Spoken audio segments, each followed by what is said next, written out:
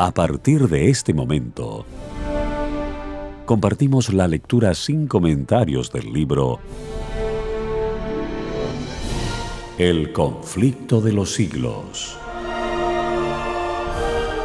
escrito por Helena Harmon de White. Capítulo 8. Un campeón de la verdad.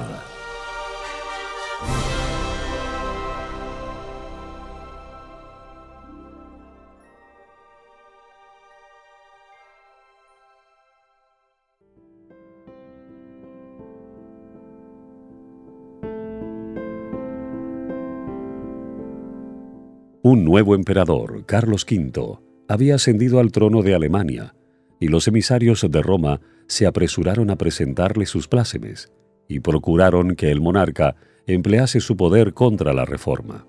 Por otra parte, el elector de Sajonia, con quien Carlos tenía una gran deuda por su exaltación al trono, le rogó que no tomase medida alguna contra Lutero sin antes haberle oído.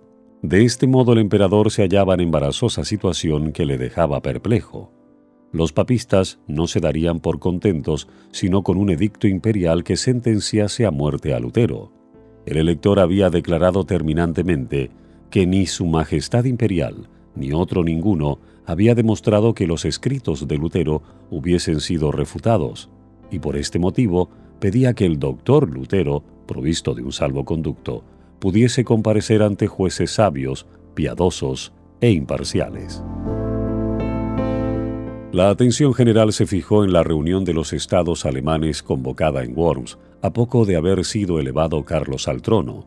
Varios asuntos políticos importantes tenían que ventilarse en dicha dieta en que por primera vez los príncipes de Alemania iban a ver a su joven monarca presidir una asamblea deliberativa. De todas partes del imperio acudieron los altos dignatarios de la Iglesia y del Estado. Nobles hidalgos, señores de elevada jerarquía, poderosos y celosos de sus derechos hereditarios, representantes del alto clero que ostentaban su categoría y superioridad, palaciegos seguidos de sus guardas armados y embajadores de tierras extrañas y lejanas. Todos se juntaron en Worms. Con todo, el asunto que despertaba más interés en aquella vasta asamblea era la causa del reformador sajón. Carlos había encargado ya de antemano al elector que trajese a Lutero ante la dieta, asegurándole protección y prometiendo disponer una discusión libre con gente competente para debatir los motivos de disidencia. Lutero por su parte ansiaba comparecer ante el monarca. Su salud por entonces no estaba muy buena. No obstante, escribió al elector: «Si no puedo ir a Worms bueno y sano, me haré llevar enfermo allá. Porque si el emperador me llama, no puedo dudar que sea un llamamiento de Dios. Si quieren usar de violencia contra mí, lo cual me parece probable, puesto que no es para instruirse por lo que me hacen comparecer, lo confío todo en manos del Señor. Aún vive y reina el que conservó ilesos a los mancebos en la hornalla. Si no me quiere salvar, poco vale mi vida. Impidamos solamente que el Evangelio sea expuesto al vilipendio de los impíos y derramemos nuestra sangre por él, para que no triunfen. ¿Será acaso mi vida o mi muerte la que más contribuirá a la salvación de todos? Esperadlo todo de mí, menos la fuga y la retractación. Huir no puedo, y retractarme mucho menos». La noticia de que Lutero comparecería ante la dieta circuló en Worms y despertó una agitación general. A Leandro, a quien, como legado del Papa, se le había confiado el asunto de una manera especial, se alarmó y enfureció. Preveía que el resultado sería desastroso para la causa del papado. Hacer investigaciones en un caso sobre el cual el Papa había dictado ya sentencia condenatoria era tanto como discutir la autoridad del soberano pontífice. Además de esto, temía que los elocuentes y poderosos argumentos de este hombre apartasen de la causa del Papa a muchos de los príncipes. En consecuencia, insistió mucho cerca de Carlos en que Lutero no compareciese en Worms. Por este mismo tiempo se publicó la bula de excomunión contra Lutero, y esto, unido a las gestiones del legado, hizo ceder al emperador, quien escribió al elector diciéndole que si Lutero no quería retractarse, debía quedarse en Wittenberg. No bastaba este triunfo para Aleandro, el cual siguió intrigando para conseguir también la condenación de Lutero. Con una tenacidad digna de mejor causa, insistía en presentar al reformador a los príncipes, a los prelados y a varios miembros de la Dieta como sedicioso, rebelde, impío y blasfemo. Pero la vehemencia y la pasión de que daba pruebas el legado revelaban a las claras el espíritu de que estaba animado. Es la ira y el deseo de venganza lo que le excita, decían, y no el celo y la piedad.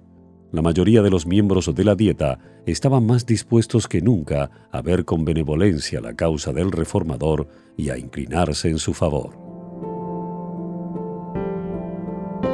Con redoblado celo insistió Aleandro cerca del emperador para que cumpliese su deber de ejecutar los edictos papales. Esto, empero, según las leyes de Alemania, no podía hacerse sin el consentimiento de los príncipes, y Carlos V, no pudiendo resistir a las instancias del nuncio, le concedió que llevara el caso ante la Dieta. Fue este un día de orgullo para el nuncio. La asamblea era grande y el negocio era aún mayor. Aleandro iba a alegar en favor de Roma, madre y señora de todas las iglesias. Iba a defender al primado de San Pedro ante los principados de la cristiandad. Tenía el don de la elocuencia, y esta vez se elevó a la altura de la situación. Quiso la providencia que ante el tribunal más augusto, Roma fuese defendida por el más hábil de sus oradores antes de ser condenada.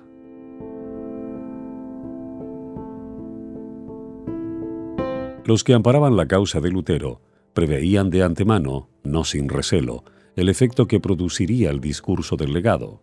El elector de Sajonia no se hallaba presente, pero por indicación suya habían concurrido algunos de sus cancilleres para tomar nota del discurso de Aleandro. Con todo el poder de la instrucción y la elocuencia, se propuso Aleandro derrocar la verdad. Arrojó contra Lutero cargo sobre cargo, acusándole de ser enemigo de la Iglesia y del Estado, de vivos y muertos, de clérigos y laicos, de concilios y cristianos en particular. «Ay», dijo en los errores de Lutero, motivo para quemar a 100.000 herejes. En conclusión, procuró vilipendiar a los adherentes de la fe reformada diciendo: ¿qué son todos estos luteranos? Un puñado de gramáticos insolentes, de sacerdotes enviciados, de frailes disolutos, abogados ignorantes, nobles degradados y populacho pervertido y seducido. Cuanto más numeroso, más hábil, más poderoso es el partido católico. Un decreto unánime de esta ilustre asamblea iluminará a los sencillos, advertirá a los incautos, decidirá a los que dudan, fortalecerá a los débiles. Estas son las armas que en todo tiempo han esgrimido los enemigos de la verdad. Estos son los mismos argumentos que presentan hoy los que sostienen el error para combatir a los que propagan las enseñanzas de la palabra de Dios. ¿Quiénes son estos predicadores de nuevas doctrinas?, exclaman los que abogan por la religión popular. Son indoctos, escasos en número y los más pobres de la sociedad. Y con todo pretenden tener la verdad y ser el pueblo escogido de Dios. Son ignorantes que se han dejado engañar. ¿Cuán superior es en número y en influencia nuestra Iglesia? ¿Cuántos hombres grandes e ilustrados hay entre nosotros? ¿Cuánto más grande es el poder que está de nuestra parte? Estos son los argumentos que más sacan a relucir y que parecen tener influencia en el mundo, pero que no son ahora de más peso que en los días del gran reformador. La reforma no terminó como muchos lo creen, al concluir la vida de Lutero. Tiene aún que seguir hasta el fin del mundo. Lutero tuvo una gran obra que hacer, la de dar a conocer a otros la luz que Dios hiciera brillar en su corazón, pero él no recibió toda la luz que iba a ser dada al mundo. Desde aquel tiempo hasta hoy, y sin interrupción, nuevas luces han brillado sobre las Escrituras y nuevas verdades han sido dadas a conocer.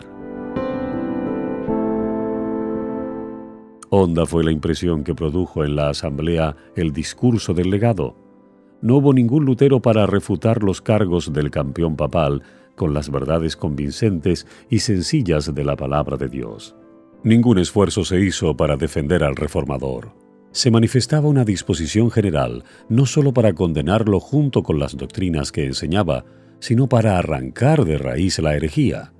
Roma había disfrutado de la oportunidad más favorable para defender su causa.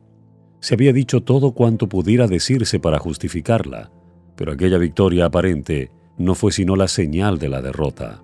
Desde aquel día el contraste entre la verdad y el error iba a resaltar más y más, porque la lucha entre ambos quedaba resueltamente empeñada. Nunca desde aquel momento iba a quedar Roma tan segura como antes lo estuviera. En tanto que la mayoría de los miembros de la Dieta no hubieran vacilado en entregar a Lutero a la venganza de Roma, no eran pocos los que echaban de ver con dolor la corrupción que prevalecía en la Iglesia y deseaban que se concluyera con los abusos que sufría el pueblo alemán como consecuencia de la degradación e inmoralidad del clero. El legado había presentado al gobierno del Papa del modo más favorable, pero entonces el Señor movió a uno de los miembros de la Dieta a que hiciese una verdadera exposición de los efectos de la tiranía papal. Con noble firmeza, el duque Jorge de Sajonia se levantó ante aquella asamblea de príncipes y expuso con aterradora exactitud los engaños y las abominaciones del papado y sus fatales consecuencias. En conclusión, añadió: «He aquí indicados algunos de los abusos de que acusan a Roma. Han echado a un lado la vergüenza y no se aplican más que a una cosa, al dinero, siempre más dinero, de modo que los predicadores que debieran enseñar la verdad no predican sino la mentira, y no solamente son tolerados, sino también recompensados, porque cuanto más mientan, tanto más ganan. De esta fuente cenagosa es de donde dimanan todas esas aguas corrompidas. El desarreglo conduce a la avaricia. ¡Ah! Es un escándalo que da el clero, precipitando así tantas almas a una condenación eterna.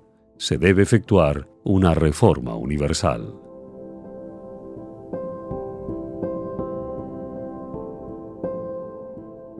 Lutero mismo no hubiera podido hablar con tanta maestría y con tanta fuerza contra los abusos de Roma, y la circunstancia de ser el orador un declarado enemigo del reformador daba más valor a sus palabras.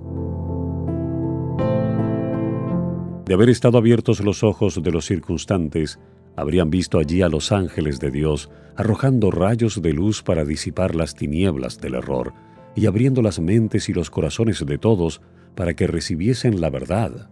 Era el poder del Dios de verdad y de sabiduría el que dominaba a los mismos adversarios de la Reforma y preparaba así el camino para la gran obra que iba a realizarse. Martín Lutero no estaba presente, pero la voz de uno más grande que Lutero se había dejado oír en la asamblea. La Dieta nombró una comisión encargada de sacar una lista de todas las opresiones papales que agobiaban al pueblo alemán. Esta lista, que contenía 101 especificaciones, fue presentada al emperador, acompañada de una solicitud en que se le pedía que tomase medidas encaminadas a reprimir estos abusos. «¿Cuántas almas cristianas se pierden?», decían los solicitantes. «¿Cuántas rapiñas? ¿Cuántas exacciones exorbitantes? ¿Y de cuántos escándalos está rodeado el jefe de la cristiandad? Es menester precaver la ruina y el vilipendio de nuestro pueblo. Por esto, unánimemente os suplicamos sumisos, pero con las más vivas instancias, que ordenéis una reforma general, que la emprendáis y la acabéis».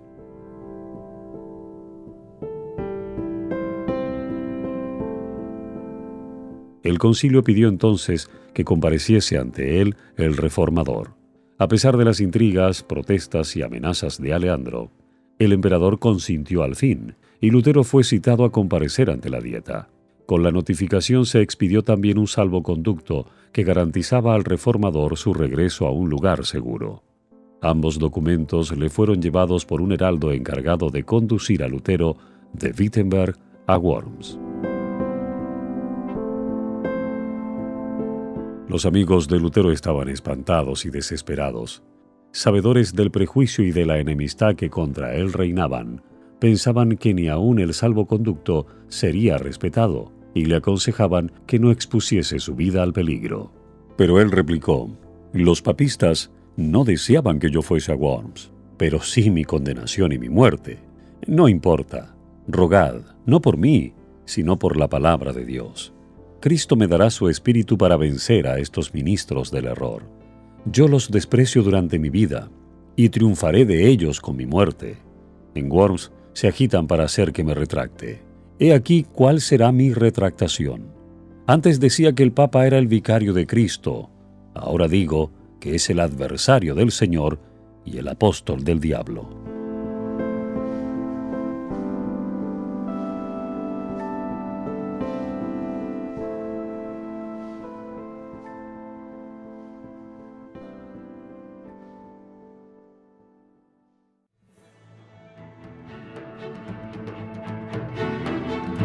Esta es la lectura sin comentarios del libro El conflicto de los siglos. Capítulo 8. Un campeón de la verdad.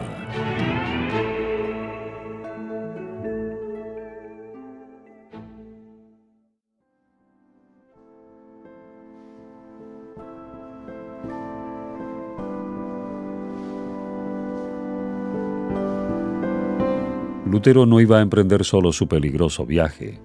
Además del mensajero imperial, se decidieron a acompañarle 3 de sus más fieles amigos. Melanchthon deseaba ardientemente unirse con ellos. Su corazón estaba unido con el de Lutero y se desvivía por seguirle, aún hasta la prisión o la muerte. Pero sus ruegos fueron inútiles. Si sucumbía Lutero, las esperanzas de la Reforma quedarían cifradas en los esfuerzos de su joven colaborador. Al despedirse de él, díjole el reformador: «Si yo no vuelvo, caro hermano, y mis enemigos me matan, no ceses de enseñar la verdad y permanecer firme en ella. Trabaja en mi lugar. Si tú vives, poco importa que yo perezca». Los estudiantes y los vecinos que se habían reunido para ver partir a Lutero estaban hondamente conmovidos. Una multitud de personas cuyos corazones habían sido tocados por el Evangelio le despidieron con llantos. Así salieron de Wittenberg el reformador y sus acompañantes. En el camino notaron que siniestros presentimientos embargaban los corazones de cuantos hallaban al paso. En algunos puntos no les mostraron atención alguna. En uno de ellos, donde pernoctaron, un sacerdote amigo manifestó sus temores al reformador, enseñándole el retrato de un reformador italiano que había padecido el martirio. A la mañana siguiente se supo que los escritos de Lutero habían sido condenados en Worms. Los pregoneros del emperador publicaban su decreto y obligaban al pueblo a que entregase a los magistrados las obras del reformador. El heraldo, temiendo por la seguridad de Lutero en la dieta y creyendo que ya empezaba a cejar en su propósito de acudir a la dieta, le preguntó si estaba aún resuelto a seguir adelante. Lutero contestó: «Aunque se me ha puesto entredicho en todas las ciudades, continuaré». En Erfurt, Lutero fue recibido con honra, rodeado por multitudes que le admiraban. Cruzó aquellas mismas calles que antes recorriera tan a menudo con su bolsa de limosnero. Visitó la celda de su convento y meditó en las luchas mediante las cuales la luz que ahora inundaba Alemania había penetrado en su alma. Deseaban oírle predicar. Esto le era prohibido, pero el heraldo dio su consentimiento, y el mismo que había sido fraile sirviente del convento ocupó ahora el púlpito. Habló a la vasta concurrencia de las palabras de Cristo: «La paz sea con vosotros». Los filósofos, dijo, doctores y escritores han intentado demostrar cómo puede el hombre alcanzar la vida eterna y no lo han conseguido. Yo os lo explicaré ahora. Dios resucitó a un hombre, a Jesucristo, nuestro Señor, por quien anonada la muerte, destruye el pecado y cierra las puertas del infierno. He aquí la obra de salvación. Jesucristo venció. He aquí la grata nueva. Y somos salvos por su obra y no por las nuestras. Nuestro Señor Jesucristo dice: «La paz sea con vosotros. Mirad mis manos». Es decir, mira, oh hombre, yo solo soy quien he borrado tus pecados y te he rescatado. Por esto tienes ahora la paz, dice el Señor.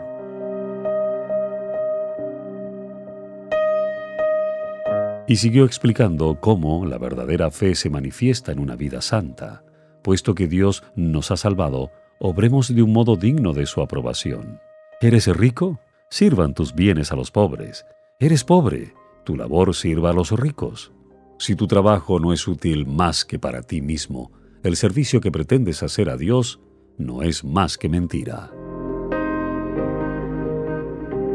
El pueblo escuchaba embelesado. El pan de vida fue repartido a aquellas almas hambrientas.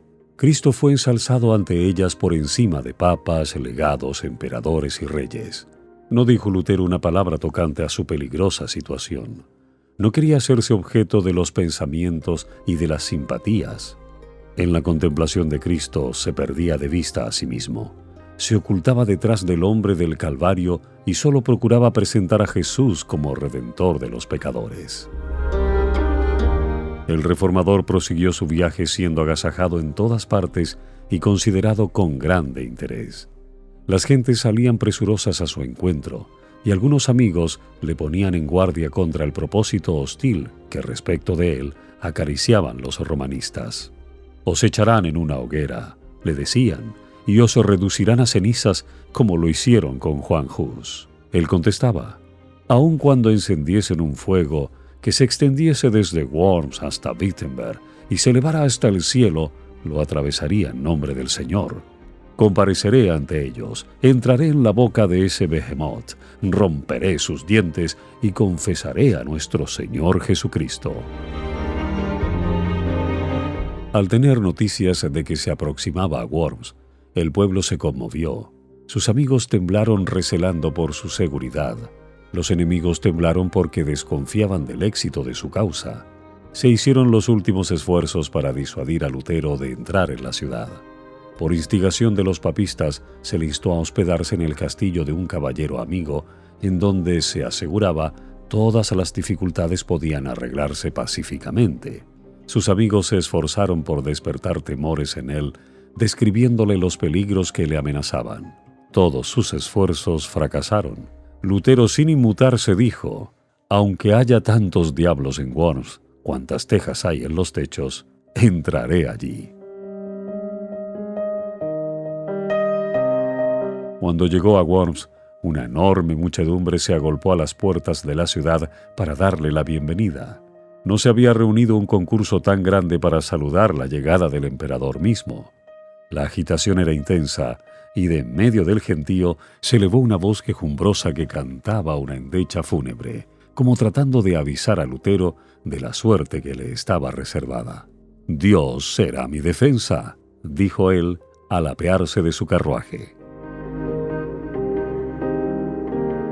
Los papistas no creían que Lutero se atrevería a comparecer en Worms, y su llegada a la ciudad fue para ellos motivo de profunda consternación. El emperador citó inmediatamente a sus consejeros para acordar lo que debía hacerse. Uno de los obispos fanático papista dijo, «Mucho tiempo hace que nos hemos consultado sobre este asunto. Deshágase pronto de ese hombre, vuestra majestad imperial. ¿No hizo quemar Segismundo a Juan Hus? Nadie está obligado a conceder ni a respetar un salvoconducto dado a un hereje». «No», dijo el emperador, «lo que uno ha prometido es menester cumplirlo». Se convino entonces en que el reformador sería oído. Todos ansiaban ver a aquel hombre tan notable y en inmenso número se agolparon junto a la casa en donde se hospedaba. Hacía poco que Lutero se había repuesto de la enfermedad que poco antes le aquejara. Estaba debilitado por el viaje que había durado 2 semanas enteras. Debía prepararse para los animados acontecimientos del día siguiente y necesitaba quietud y reposo. Era tan grande la curiosidad que tenían todos por verlo, que no bien había descansado unas pocas horas cuando llegaron a la posada de Lutero condes, varones, caballeros, hidalgos, eclesiásticos y ciudadanos que ansiaban ser recibidos por él. Entre estos visitantes se contaban algunos de aquellos nobles que con tanta bizarría pidieran al emperador que emprendiera una reforma de los abusos de la Iglesia y que, decía Lutero, habían sido libertados por mi evangelio. Todos, amigos como enemigos, venían a ver al monje indómito que los recibía con inalterable serenidad y a todos contestaba con saber y dignidad. Su porte era distinguido y resuelto. Su rostro delicado y pálido dejaba ver huellas de cansancio y enfermedad, a la vez que una mezcla de bondad y gozo. Sus palabras, impregnadas de solemnidad y profundo fervor, le daban un poder que sus mismos enemigos no podían resistir. Amigos y enemigos estaban maravillados. Algunos estaban convencidos de que le asistía una fuerza divina. Otros decían de él lo que los fariseos decían de Cristo: demonio tiene.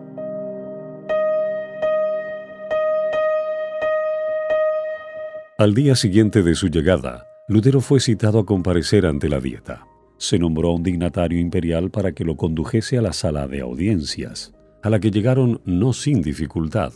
Todas las calles estaban obstruidas por el gentío que se agolpaba en todas partes, curioso de conocer al monje que se había atrevido a resistir la autoridad del Papa. En el momento en que entraba en la presencia de sus jueces, un viejo general, héroe de muchas batallas, le dijo en tono bondadoso: «Frailecito, frailecito, haces frente a una empresa tan ardua que ni yo ni otros capitanes hemos visto jamás tal en nuestros más sangrientos combates. Pero si tu causa es justa y si estás convencido de ello, avanza en nombre de Dios y nada temas. Dios no te abandonará». Abriéronse por fin ante él las puertas del concilio.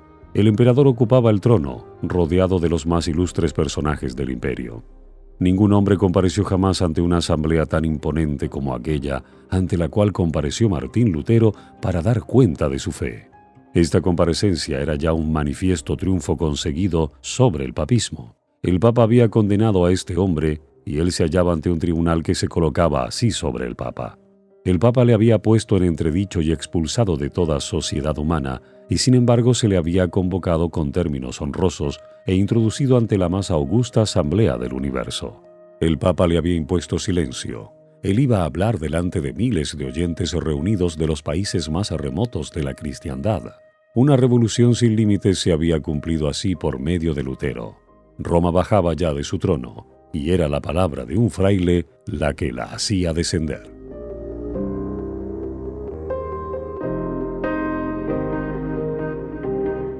Al verse ante tan augusta asamblea, el reformador de humilde cuna pareció sentirse cohibido. Algunos de los príncipes, observando su emoción, se acercaron a él, y uno de ellos le dijo al oído: «No temáis a aquellos que no pueden matar más que el cuerpo y que nada pueden contra el alma». Otro añadió también: «Cuando os entregaren ante los reyes y los gobernadores, no penséis cómo o qué habéis de hablar.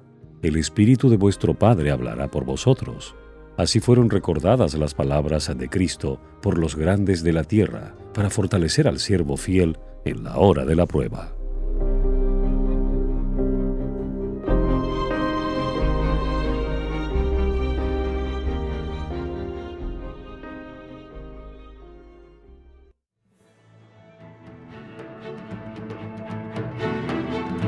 Esta es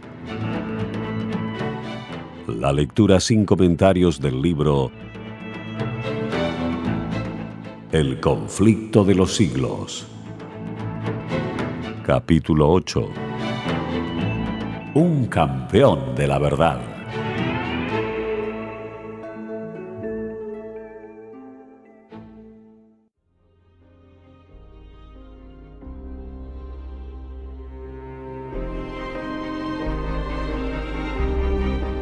Lutero fue conducido hasta un lugar situado frente al trono del emperador.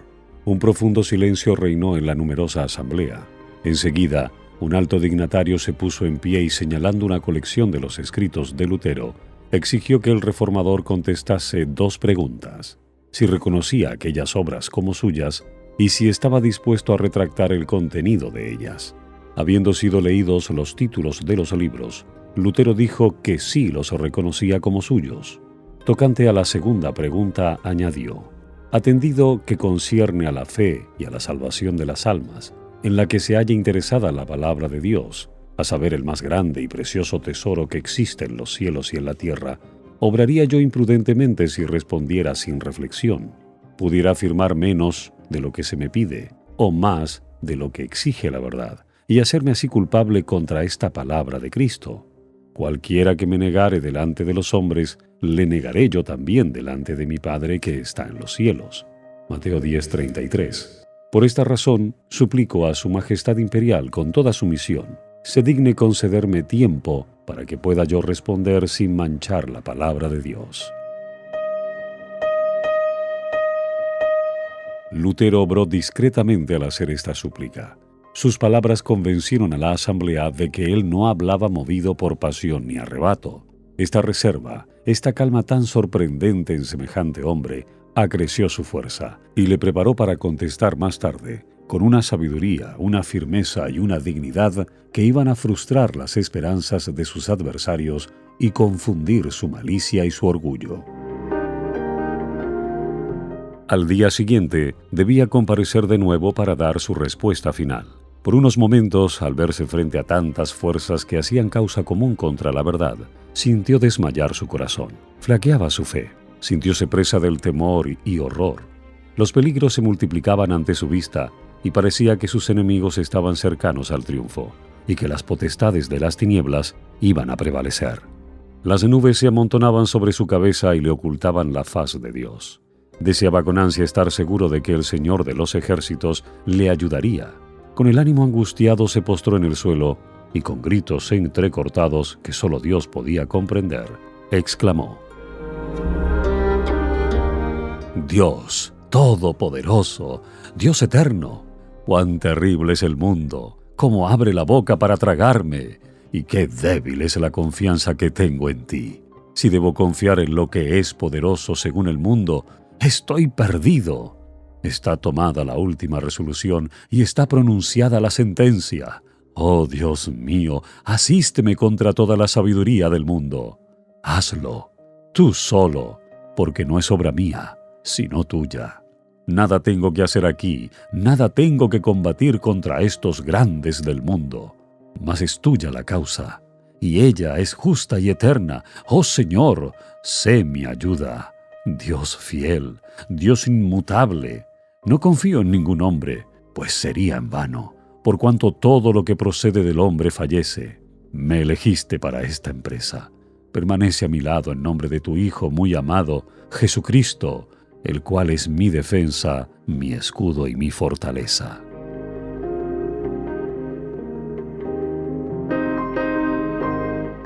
Una sabia providencia permitió a Lutero apreciar debidamente el peligro que le amenazaba, para que no confiase en su propia fuerza y se arrojase al peligro con temeridad y presunción. Sin embargo, no era el temor del dolor corporal, ni de las terribles torturas que le amenazaban, ni la misma muerte que parecía tan cercana, lo que le abrumaba y le llenaba de terror.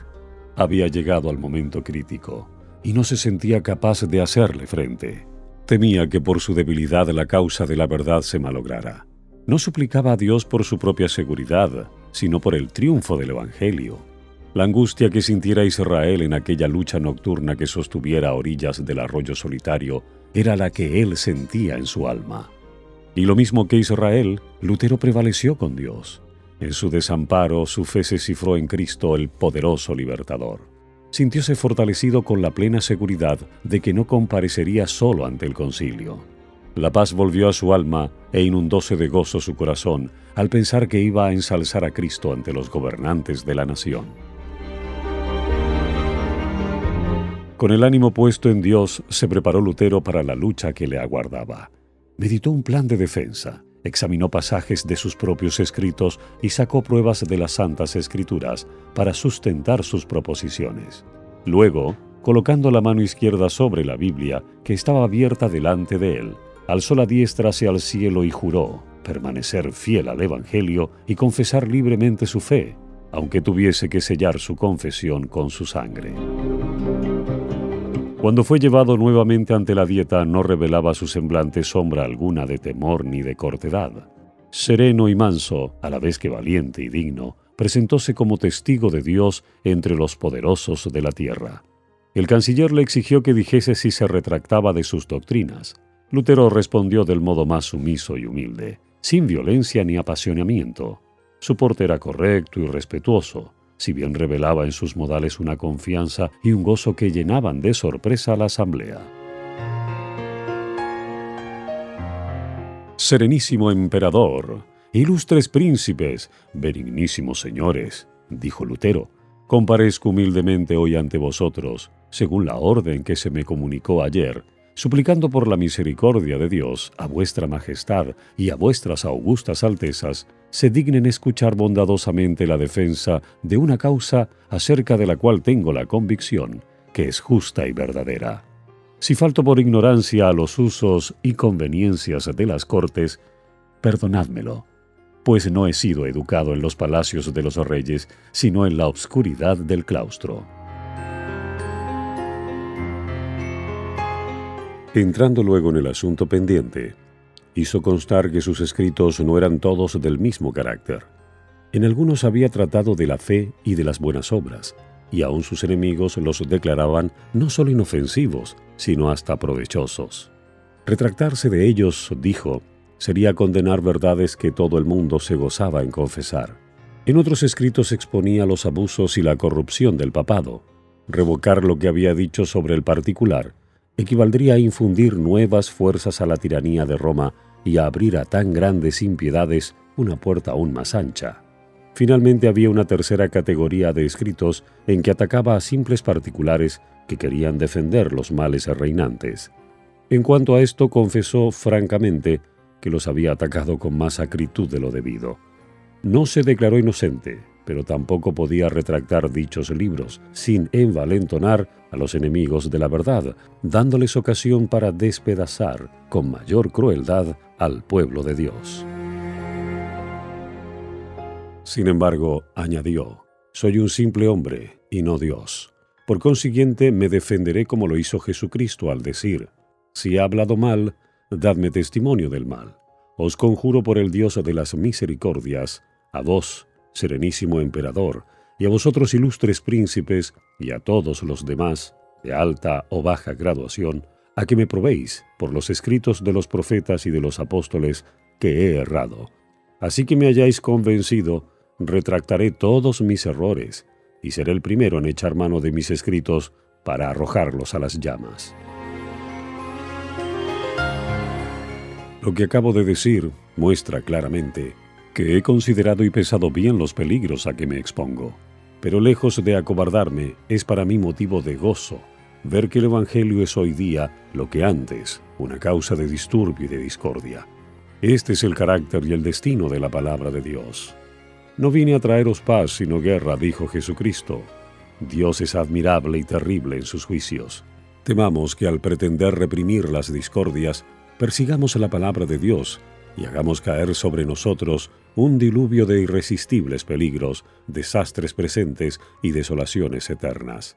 Yo pudiera citar ejemplos sacados de la Sagrada Escritura y hablaros de Faraón, de los reyes de Babilonia y de los de Israel, quienes jamás obraron con más eficacia para su ruina que cuando por consejos en apariencia muy sabios pensaban consolidar su imperio. Dios remueve las montañas y las derriba antes que lo perciban.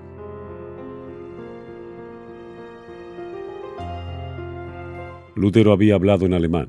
Se le pidió que repitiera su discurso en latín, y aunque rendido por el primer esfuerzo, hizo lo que se le pedía y repitió su discurso en latín, con la misma energía y claridad que la primera vez. La providencia de Dios dirigió este asunto.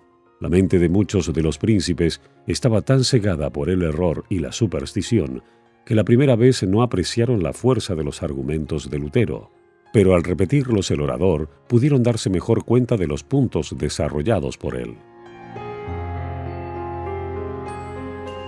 Aquellos que cerraban obstinadamente los ojos para no ver la luz, resueltos ya a no aceptar la verdad, se llenaron de ira al oír las poderosas palabras de Lutero. Tan luego como hubo dejado de hablar, el que tenía que contestar en nombre de la Dieta le dijo con indignación: «No habéis respondido a la pregunta que se os ha hecho. Se exige de vos una respuesta clara y precisa. ¿Queréis retractaros? ¿Sí o no?» El reformador contestó: «Ya que su serenísima majestad y sus altezas exigen de mí una respuesta sencilla, clara y precisa, voy a darla, y es esta. Yo no puedo someter mi fe ni al Papa ni a los concilios, porque es tan claro como la luz del día que ellos han caído muchas veces en el error, así como en muchas contradicciones consigo mismos. Por lo cual, si no se me convence con testimonios bíblicos o con razones evidentes, y si no se me persuade con los mismos textos que yo he citado, y si no sujetan mi conciencia a la palabra de Dios, yo no puedo ni quiero retractar nada, por no ser digno de un cristiano hablar contra su conciencia. Heme aquí, no me es dable hacerlo de otro modo. Que Dios me ayude. Amén.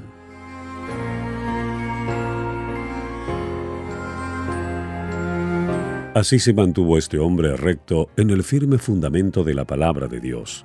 La luz del cielo iluminaba su rostro.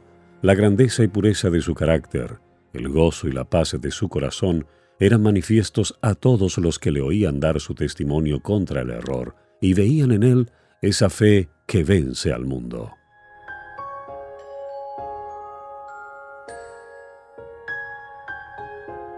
La asamblea entera quedó un rato muda de asombro. La primera vez había hablado Lutero en tono respetuoso y bajo, en actitud casi sumisa. Los romanistas habían interpretado todo esto como prueba evidente de que el valor empezaba a faltarle. Se habían figurado que la solicitud de un plazo para dar su contestación equivalía al preludio de su retractación. Carlos mismo, al notar no sin desprecio el hábito raído del fraile, su actitud tan llana, la sencillez de su oración, había exclamado: «Por cierto, no será este monje el que me convierta en hereje». Empero el valor y la energía que esta vez desplegara, así como la fuerza y la claridad de sus argumentaciones, los dejaron a todos sorprendidos. El emperador, lleno de admiración, exclamó entonces: «El fraile habla con un corazón intrépido y con inmutable valor». Muchos de los príncipes alemanes veían con orgullo y satisfacción a este representante de su raza.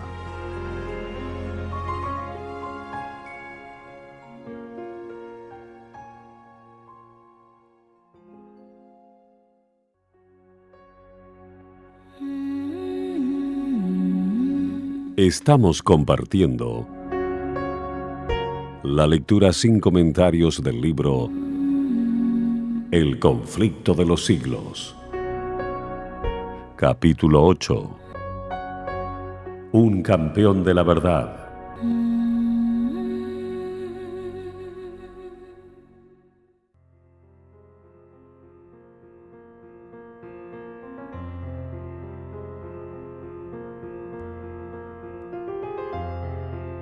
Los partidarios de Roma estaban derrotados. Su causa ofrecía un aspecto muy desfavorable.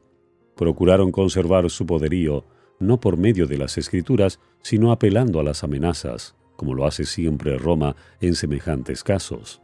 El orador de la Dieta dijo: «Si no te retractas, el emperador y los estados del imperio verán lo que debe hacerse con un hereje obstinado». Los amigos de Lutero, que habían oído su noble defensa, poseídos de sincero regocijo, temblaron al oír las palabras del orador oficial. Pero el doctor mismo, con toda calma, repuso: «Dios me ayude, porque de nada puedo retractarme». Se indicó a Lutero que se retirase, mientras los príncipes se deliberaban. Todos se daban cuenta de que era un momento de gran crisis. La persistente negativa de Lutero a someterse podía afectar la historia de la Iglesia por muchos siglos. Se acordó darle otra oportunidad para retractarse. Por última vez le hicieron entrar de nuevo en la sala. Se le volvió a preguntar si renunciaba a sus doctrinas. Contestó: «No tengo otra respuesta que dar que la que he dado». Era ya bien claro y evidente que no podrían inducirle a ceder ni de grado ni por fuerza a las exigencias de Roma. Los caudillos papales estaban acongojados, porque su poder, que había hecho temblar a los reyes y a los nobles, era así despreciado por un pobre monje, y se propusieron hacerle sentir su ira entregándole al tormento. Pero reconociendo Lutero el peligro que corría, había hablado a todos con dignidad y serenidad cristiana. Sus palabras habían estado exentas de orgullo, pasión o falsedad. Se había perdido de vista a sí mismo y a los grandes hombres que le rodeaban, y solo sintió que se hallaba en presencia de uno que era infinitamente superior a los papas, a los prelados, a los reyes y a los emperadores. Cristo mismo había hablado por medio del testimonio de Lutero, con tal poder y grandeza que tanto en los amigos como en los adversarios despertó pavor y asombro. El Espíritu de Dios había estado presente en aquel concilio, impresionando vivamente los corazones de los jefes del imperio. Varios príncipes reconocieron sin embozo la justicia de la causa del reformador. Muchos se convencieron de la verdad, pero en algunos la impresión no fue duradera. Otros aún hubo que en aquel momento no manifestaron sus convicciones, pero que, habiendo estudiado las Escrituras después, llegaron a ser intrépidos sostenedores de la Reforma.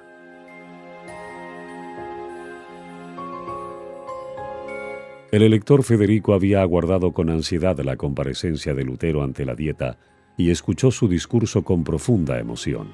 Experimentó regocijo y orgullo al presenciar el valor del fraile, su firmeza y el modo en que se mostraba dueño de sí mismo, y resolvió defenderle con mayor firmeza que antes.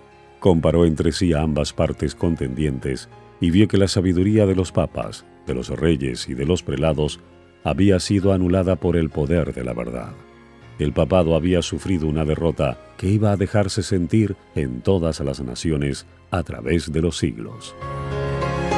Al notar el legado, el efecto que produjeran las palabras de Lutero, temió como nunca había temido por la seguridad del poder papal y resolvió echar mano de todos los medios que estuviesen a su alcance para acabar con el reformador.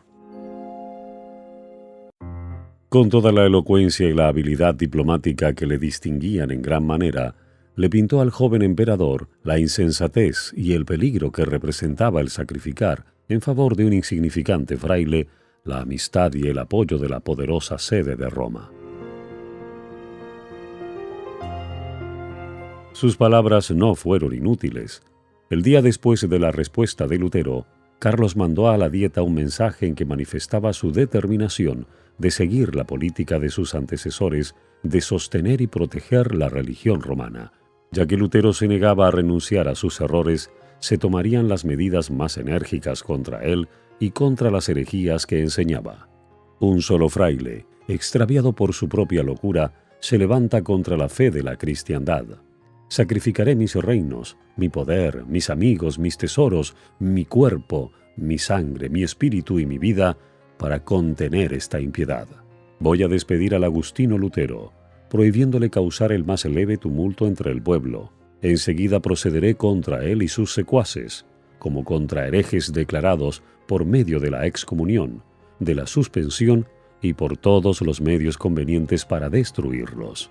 Pido a los miembros de los estados que se conduzcan como fieles cristianos. No obstante, el emperador declaró que el salvoconducto de Lutero debía ser respetado y que antes de que se pudiese proceder contra él, debía dejársele llegar a su casa sano y salvo. Dos opiniones encontradas fueron entonces propuestas por los miembros de la Dieta. Los emisarios y representantes del Papa solicitaron que el salvoconducto del reformador fuera violado. El Rin, decían, debe recibir sus cenizas, como recibió hace un siglo las de Juan Hus. Pero los príncipes alemanes, si bien papistas y enemigos jurados de Lutero, se opusieron a que se violara así la fe pública, alegando que aquello sería un baldón en el honor de la nación.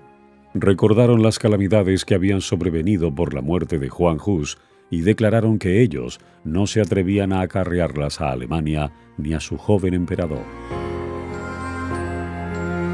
Carlos mismo dijo, en respuesta a la vil propuesta, aun cuando la buena fe y la fidelidad fuesen desterradas del universo, deberían hallar refugio en el corazón de los príncipes. Pero los enemigos más encarnizados de Lutero siguieron hostigando al monarca para que hiciera con el reformador lo que Segismundo hiciera con Hus, abandonarle a la misericordia de la Iglesia.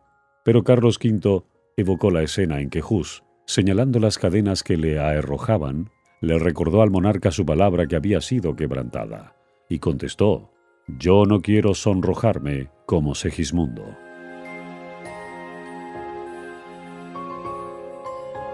Carlos, empero, había rechazado deliberadamente las verdades expuestas por Lutero.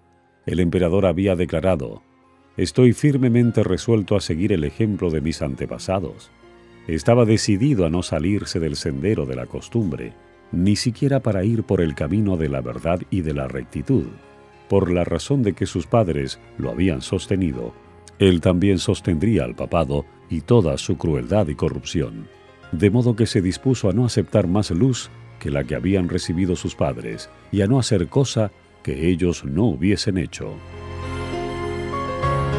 Son muchos los que en la actualidad se aferran a las costumbres y tradiciones de sus padres. Cuando el Señor les envía alguna nueva luz, se niegan a aceptarla, porque sus padres, no habiéndola conocido, no la recibieron. No estamos en la misma situación que nuestros padres, y por consiguiente, nuestros deberes y responsabilidades no son los mismos tampoco. No nos aprobará Dios si miramos el ejemplo de nuestros padres para determinar lo que es nuestro deber, en vez de escudriñar la Biblia por nosotros mismos. Nuestra responsabilidad es más grande que la de nuestros antepasados. Somos deudores por la luz que recibieron ellos y que nos entregaron como herencia, y deudores por la mayor luz que nos alumbra hoy, procedente de la palabra de Dios. Cristo dijo a los incrédulos judíos: «Si yo no hubiera venido y les hubiera hablado, no hubieran tenido pecado, mas ahora no tienen excusa por su pecado». Juan 15:22. El mismo poder divino habló por boca de Lutero al emperador y a los príncipes de Alemania. Y mientras la luz resplandecía procedente de la palabra de Dios, su espíritu alegó por última vez con muchos de los que se hallaban en aquella asamblea.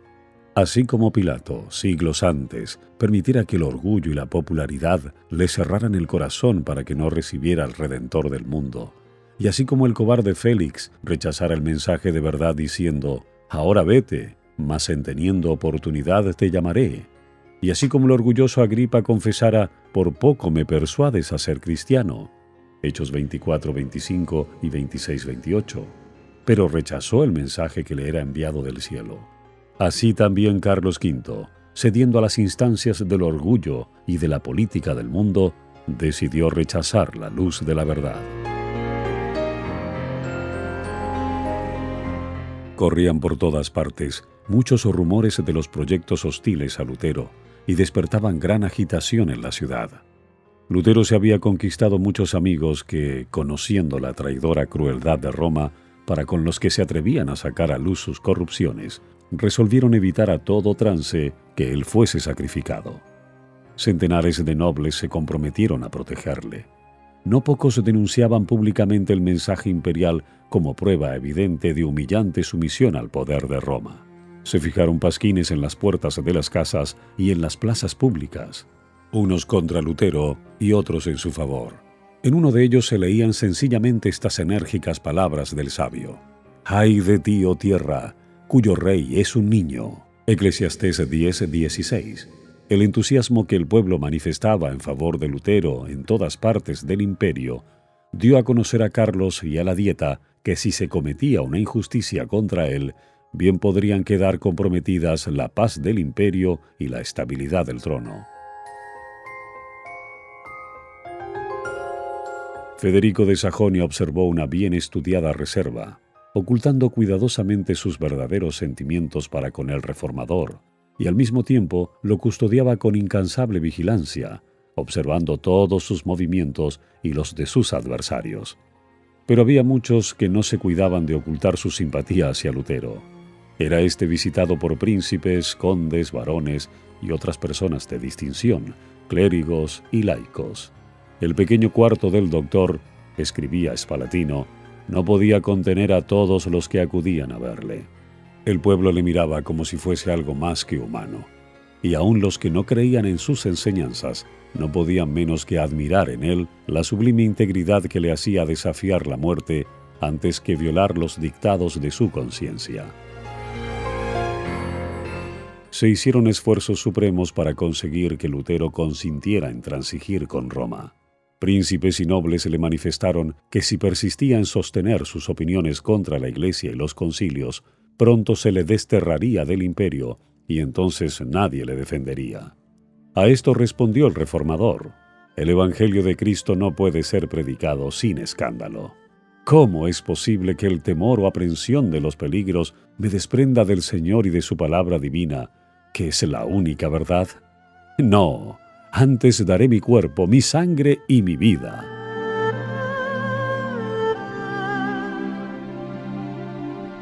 Se le instó nuevamente a someterse al juicio del emperador, pues entonces no tendría nada que temer. Consiento de veras, dijo, en que el emperador, los príncipes y aun los más humildes cristianos examinen y juzguen mis libros, pero bajo la condición de que tomarán por norma la Sagrada Escritura. Los hombres no tienen más que someterse a ella. Mi conciencia depende de ella y soy esclavo de su observancia. En respuesta a otra instancia dijo, consiento en renunciar al salvoconducto. Abandono mi persona y mi vida entre las manos del emperador, pero la palabra de Dios, nunca. Expresó que estaba dispuesto a someterse al fallo de un concilio general, pero con la condición expresa de que el concilio juzgara según las Escrituras. En lo que se refiere a la palabra de Dios y a la fe, añadió, cada cristiano es tan buen juez como el mismo Papa secundado por 1.000.000 de concilios. Finalmente los amigos y los enemigos de Lutero se convencieron de que todo esfuerzo encaminado a una reconciliación sería inútil. Si el reformador hubiera cedido en un solo punto, Satanás y sus ejércitos habrían ganado la victoria. Pero la inquebrantable firmeza de él fue el medio de emancipar a la Iglesia y de iniciar una era nueva y mejor. La influencia de este solo hombre, que se atrevió a pensar y a obrar por sí mismo en materia de religión, iba a afectar a la Iglesia y al mundo, no solo en aquellos días, sino en todas las generaciones futuras.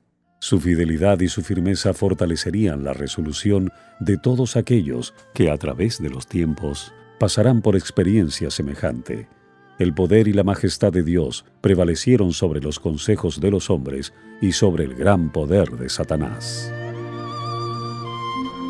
Pronto recibió Lutero orden del emperador de volver al lugar de su residencia y comprendió que aquello era un síntoma precursor de su condenación. Nubes amenazantes se cernían sobre su camino, pero al salir de Worms, su corazón rebosaba de alegría y de alabanza. El mismo diablo, dijo él, custodiaba la ciudadela del Papa, mas Cristo abrió en ella una ancha brecha y Satanás vencido se vio precisado a confesar que el Señor es más poderoso que él.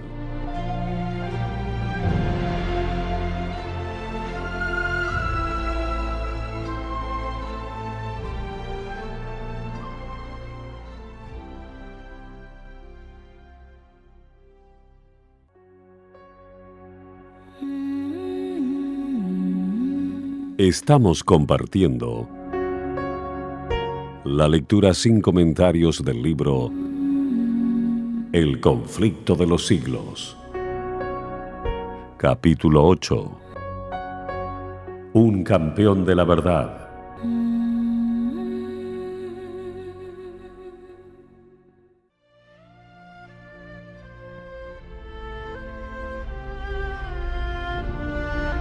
Después de su partida, deseoso aún de manifestar que su firmeza no había que tomarla por rebelión, escribió Lutero al emperador, diciendo entre otras cosas, Dios, que es el que lee en el interior de los corazones, me es testigo de que estoy pronto a obedecer con diligencia a vuestra majestad, así en lo próspero como en lo adverso, ya por la vida, ya por la muerte, exceptuando solo la palabra de Dios por la que el hombre existe. En todas las cosas relativas al tiempo presente, mi fidelidad será perenne, puesto que en la tierra ganar o perder son cosas indiferentes a la salvación. Pero Dios prohíbe que en las cosas concernientes a los bienes eternos el hombre se someta al hombre. En el mundo espiritual la sumisión es un culto verdadero que no debe rendirse, sino al Creador. En su viaje de regreso, fue recibido en los pueblos del tránsito con más agasajos que los que se le tributaran al ir a Worms. Príncipes de la Iglesia daban la bienvenida al excomulgado monje y gobernantes civiles tributaban honores al hombre a quien el monarca había despreciado. Se le instó a que predicase y, a despecho de la prohibición imperial, volvió a ocupar el púlpito. Dijo, «Nunca me comprometí a encadenar la palabra de Dios y nunca lo haré». No hacía mucho que el reformador dejara Worms, cuando los papistas consiguieron que el emperador expidiera contra él un edicto en el cual se le denunciaba como el mismo Satanás bajo la figura humana y envuelto con hábito de fraile.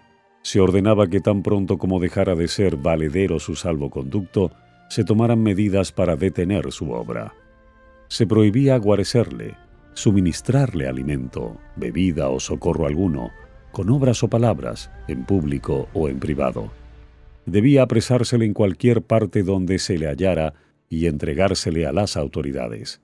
Sus adeptos debían ser encarcelados también y sus bienes confiscados. Los escritos todos de Lutero debían ser destruidos y finalmente cualquiera que osara obrar en contradicción con el decreto quedaba incluido en las condenaciones del mismo.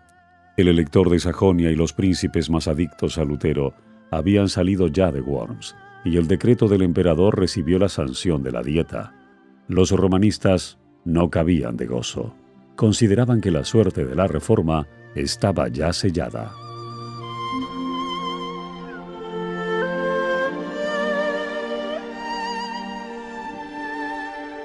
Pero Dios había provisto un medio de escape para su siervo en aquella hora de peligro. Un ojo vigilante había seguido los movimientos de Lutero y un corazón sincero y noble se había resuelto a ponerle a salvo. Fácil era echar de ver que Roma no había de quedar satisfecha sino con la muerte del reformador, y solo ocultándose podía éste burlar las garras del león. Dios dio sabiduría a Federico de Sajonia para idear un plan que salvara la vida de Lutero. Ayudado por varios amigos verdaderos, se llevó a cabo el propósito del elector, y Lutero fue efectivamente sustraído a la vista de amigos y enemigos. Mientras se regresaba a su residencia, se vio rodeado de repente, separado de sus acompañantes y llevado por fuerza a través de los bosques al castillo de Warburg, fortaleza que se alzaba sobre una montaña aislada. Tanto su secuestro como su escondite fueron rodeados de tanto misterio que Federico mismo, por mucho tiempo, no supo dónde se hallaba el reformador. Esta ignorancia tenía un propósito, pues mientras el elector no conociera el paradero del reformador, no podía revelar nada. Se aseguró de que Lutero estuviera protegido, y esto le bastaba. Pasaron así la primavera, el verano y el otoño, y llegó el invierno, y Lutero seguía aún secuestrado. Ya exultaban a Leandro y sus partidarios al considerar casi apagada la luz del Evangelio. Pero en vez de ser esto así, el reformador estaba llenando su lámpara en los almacenes de la verdad y su luz iba a brillar con deslumbrantes fulgores. En la amigable seguridad que disfrutaba en la Warburg, congratulábase Lutero por haber sido sustraído por algún tiempo al calor y al alboroto del combate, pero no podía encontrar satisfacción en prolongado descanso. Acostumbrado a la vida activa y al rudo combate, no podía quedar mucho tiempo ocioso.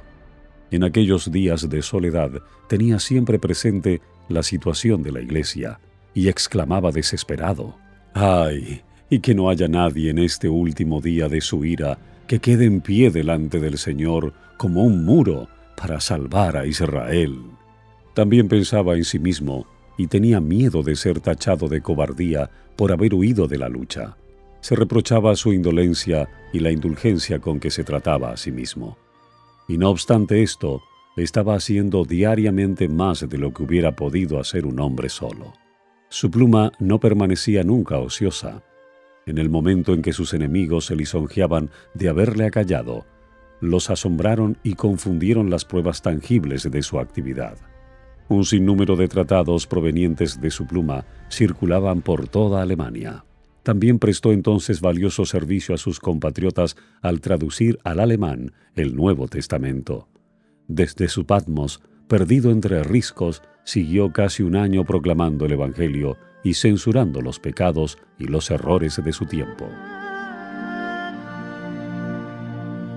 Pero no fue únicamente para preservar a Lutero de la ira de sus enemigos, ni para darle un tiempo de descanso en el que pudiese hacer estos importantes trabajos para lo que Dios separó a su siervo del escenario de la vida pública. Había otros resultados más preciosos que alcanzar. En el descanso y en la obscuridad de su montaña solitaria, quedó Lutero sin auxilio humano y fuera del alcance de las alabanzas y de la admiración de los hombres. Así fue salvado del orgullo y de la confianza en sí mismo, que a menudo son frutos del éxito. Por medio del sufrimiento y de la humillación, fue preparado para andar con firmeza en las vertiginosas alturas a donde había sido llevado de repente.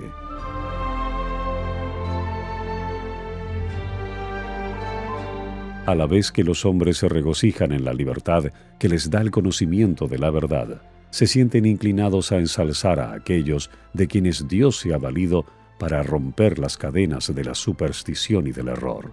Satanás procura distraer de Dios los pensamientos y los afectos de los hombres y hacer que se fijen en los agentes humanos. Induce a los hombres a dar honra al mero instrumento, ocultándole la mano que dirige todos los sucesos de la providencia.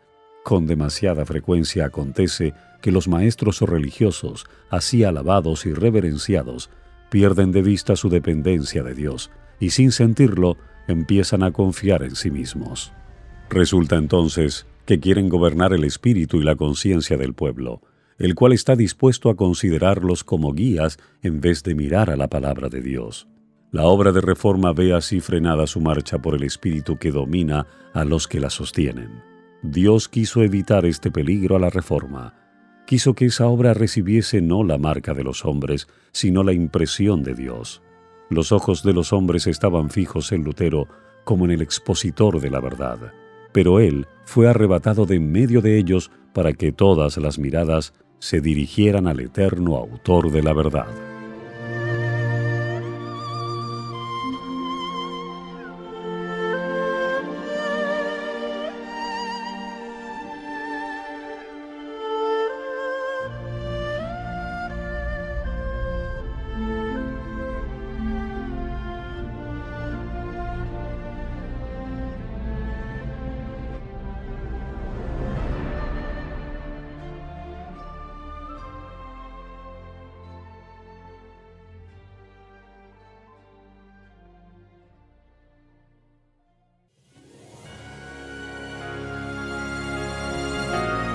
Hasta aquí la lectura sin comentarios del libro El conflicto de los siglos, escrito por Elena Harmon de White.